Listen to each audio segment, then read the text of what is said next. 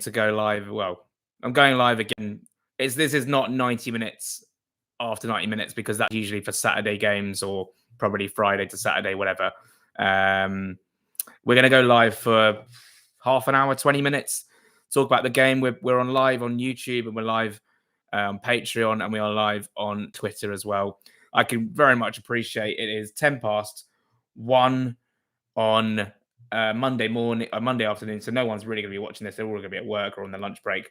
If you are on your lunch break, I hope you enjoy this incredibly sad live stream. But there are a number of things to talk about in this live stream. There are a number of things to touch on. I'm going to give you my personal opinion of how I think things went yesterday at Villa Park, and then we'll end it because there's nothing else to talk about. Fulham losing by 3 goals to 1, I should say, and in a game that was, I believe it was like a game of two halves. Fulham in the first half scored the early goal for Rao, then he went off injured, didn't have a striker to replace him, so brought on Traore, who I thought was okay first half. He chased things down, he made things happen, he set Josh King away a couple of times, and second half, it was very evident when Fulham were 2 goals down and were chasing the game that a focal point that was missing really did affect us. And yeah, it really affected us. And that's when you look at players like Traore, who did give the ball away for the second goal, right? And you go, this is why we need a number 9, a JKA. Injuries are going to happen in the season. It's just unlucky to lose 2 strikers in the space of a couple of days. To not have a third striker on the bench was interesting and says a lot about what maybe Silva thinks about JKA. But of course, with this game coming up on Friday against Bournemouth, we'll have to see what happens regarding JKA and obviously whether Raul's going to be ready or Rodrigo's going to be ready. I don't know necessarily the situation, but Aston Villa 100% deserved to win the game based off their second half performance. But Fulham probably went into halftime thinking we should be probably further ahead, or we should have had the opportunity to be further ahead through VAR decisions that didn't go Fulham's way. Cash 100% handles the ball, and it should be a penalty. He's denying the ball from going on target from King's shot. King goes down under a challenge from Martinez. It's not a dive, 100%, whether you think it's a penalty or not. It's certainly not a dive. And there is contact between King and Martinez. He's not tried to con the referee. And it's 100% not a dive and not a yellow card. And now the annoying thing about it is the narrative around Josh King is going to be, he's a diver. He's an 18-year-old kid trying to con the ref. No, absolutely no way. Absolutely no way. Fulham were not good enough in the second half. We let 2 very sloppy goals in. We let 2 very sloppy goals in the space of 2 minutes and never recovered from that. That's our fault. Marcus Silva said that's our fault. I'm not denying that. Villa 100% deserved to take the 3 points based off that second half performance. But Fulham can feel aggrieved that they weren't in a position where they could have had the opportunity to extend their lead, and probably could have extended their lead or maybe get the equaliser, not the equaliser, sorry, to go back ahead. Josh King had a header well saved. Harry Wilson, well, it wasn't well saved, straight to the keeper, but King had those opportunities which led to those VAR controversies. And yeah, it was just a very strange game. Wilson had a chance as well. He put one wide at the end of the first half with the outside of his foot. Defending wasn't great for all 3 of the goals. Like I say, Traore giving the ball away. No one really closing McGinn down. He has the time and space to score. Mix up at the back for Fulham, and they got caught again when the ball got into the box and Badir put it away. And yeah, not good. But at 1-0 or at 1-1, let's just go at 1-0. Fulham really had an opportunity there to take the game away from Villa, a Villa side who hadn't won in the Premier League yet, who hadn't got a goal at home yet. Watkins' goal was very well taken. Anderson missed the header, so he's probably to blame there. So yeah, Fulham were at fault for 3 goals they scored, but can still feel hard done by. And that's the point I want to make. And I think that's the point Marcus Silva made it after the game. He's not playing the victim.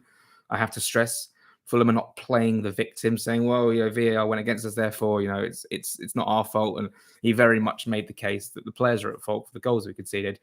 We weren't good enough in that situation. But Fulham were put in a difficult position where we had no recognised striker on the pitch, and we had to adapt to that situation. And like I say, Adama did fine first half, Second half, not so fine. And the subs that came on didn't really make an impact on the game. That really is the summary of the game for me. And Fulham have 2 wins, 2 draws, 2 defeats to start the season, both away defeats, and both defeats are Fulham can feel hard done by that they didn't get more from VAR in the game, for sure. So it's been a very strange one, a very, very, very strange one. Aston Villa will probably start flying up the table from here, I believe. I just think they're a good team who've got off to a bad start. I think Fulham are a great team as well. And with the injury to Tete is not helpful. The injury to Muniz is very much not helpful. But there's enough depth in that team and enough talent in that team to get points.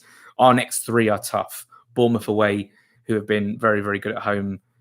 What did they do this weekend? Drew with Leeds. They're not unbeaten, are they? They lost Liverpool on the opening night, but they have been unbeaten since then and have been very impressive at home. Wins against Brighton and Wolves, I believe, as well. So they've done very, very well at the start of the season. In fact, they might have actually had another win at home, or they draw nil. Oh, they drew 0-0 with Newcastle. That was it. Unbeaten at home. I've only conceded 1 from home as well. Let's get into some of the comments in a second. And then we play Arsenal at home after the international break. And then we go away to Newcastle before hosting Wolves. So really tough. And between the Newcastle and Wolves game, we play away to Wickham and a chance to get to a quarterfinal of the Carabao Cup. Still plenty to look forward to. I think, the day after a game and the day of the game when you lose, you're going to be emotional, you're going to be frustrated, and you're going to feel hard done by at times. And I think that's perfectly valid. But in the next few days, this will just feel like a bit of an annoyance more than something that's completely clouding your judgment and clouding your mind. And we just move on to the next one. I'm glad we're playing Friday night because it's a quick sort of turnaround. We play in literally 4 days' time. We're away from home again. But I'm not pleased that we play Friday night because it gives less time for recovery for not only injured players, but the whole squad as well. We have to put it behind us and we have to go again. I thought I'd going to go till 1:30. I'll get through the comments and then maybe just end it there because there's not much more to say. Let's just go to the Twitter comments first. Will we get any VAR's decisions this season? Well, I suppose the goal for Raul went in our way because they checked it for a foul. Even that is just, again, you Fulham score and or anyone scores these days and you're just never sure. Always anxious that things are going to get chalked off, etc.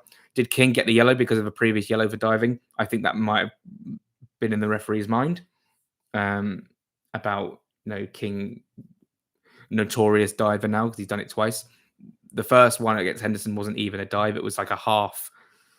It was like he wasn't conning the ref. He wasn't trying to get the other player in trouble. I think it was one of those ones where he sort of was on his way down just because of momentum. And yes, it's just not a dive. The one yesterday is certainly not a dive. And PGMOL could call up Fulham and give them an apology again. And it's just it makes no difference to me.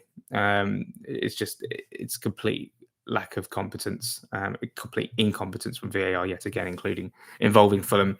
Do you think Marco's lack of integration from the new players is a hindrance? I think he's trying to integrate the new players. Chukwueze, Kevin, obviously Lecomte's played a couple of games as well. JK maybe is the case where he's not integrated him just yet, and that probably was a hindrance yesterday, not having a recognised striker. Maybe he's just not ready. 18 years old. We would have had 2 18-year-olds on the pitch in our front 2 with King and Yannick Kusisari if he came on yesterday. That wasn't involved, and we'll see what happens on Friday. Let's go to the YouTube comments. I can't bring them up, actually. Or can you pin them? No, I can't. Anyway. The Emi Martinez one wasn't a penalty, in my opinion. He shouldn't have been booked, but it wasn't a pen. The Cash one, though, no debate. Where's the handball if that isn't? Yeah, I can understand that. I think that's more subjective, the King Martinez one, but the Cash one looks concrete for me. No chance the Emi one was a pen, knocked the ball miles right and ran straight at Emi. I think his trailing leg catches King, in my opinion, and therefore he's kicked and he goes down. Even the handball one isn't. He's sliding one way with his arm, pointing the opposite way when he's sliding. He's still making his body bigger, and the ball's going towards goal, hits his hand. By the letter of the law, you look at the Ryan Sessegnon one at Chelsea. So that one for me is a penalty, in my opinion, but can appreciate people who disagree. We've been shafted by PGMOL a lot this year. We'll get our comeuppance soon. How bad is the Tete injury? Not sure on the Tete one. It's a knee injury.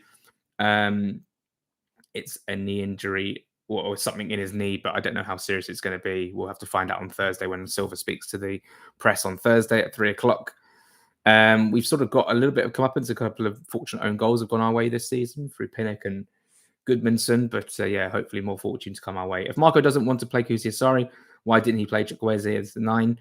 I think he proved when he came on that he's great centrally as well as down the wing. Agree. I just think maybe Chukwueze hasn't had loads of minutes this season. He wanted to use someone who's probably tried and tested as such, but someone he knows better in Traore. If that game was in November, December, I reckon Chukwueze plays in that position.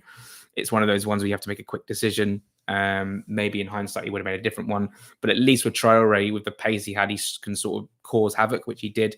But then giving away the ball to lead to the second goal. And then his overall performance in the second half certainly didn't shine greatly on him at all. I think that's really it. I mean, if anyone has anything else to say, like I say, if we'd have won this game 3-1, I'd be here for 3 hours talking about it, right? We've lost. I don't necessarily want to sit here on a day which I'm sort of taking as a sort of a day off-ish and talk about the game too much. There's plenty of things to come this week. Do subscribe to Patreon for lots more content. We are playing Bournemouth on Friday. That's going to be exciting, going down to Vitality for that. Of course, the international break is a massive annoyance, but actually probably comes at a nice time. It's been quite a dramatic few weeks. It'd be good to take a couple of weeks to sort of away from Fulham and away from football for a bit, just to gain a bit of energy ahead of the next 4 or 5 fixtures to come before the next international break. It's always a frustrating part of the season, isn't it? Once we hit those November, the end of the November international break, we hit December and we go all the way into March with no international football. That's fantastic stuff, isn't it? But we've got a long time until that and a lot of football to play. I really think that's it from me today. Thank you so much for watching. If you have enjoyed it, please subscribe to the YouTube channel, subscribe to Patreon as well. And I appreciate all that support. Fulham lose, and sometimes you just want to talk about it briefly and move on. We've got a game on Friday. Let's hope we can react there. Thank you so much for watching, and come on Fulham. And for YouTube, thank you so much for watching, and come on Fulham.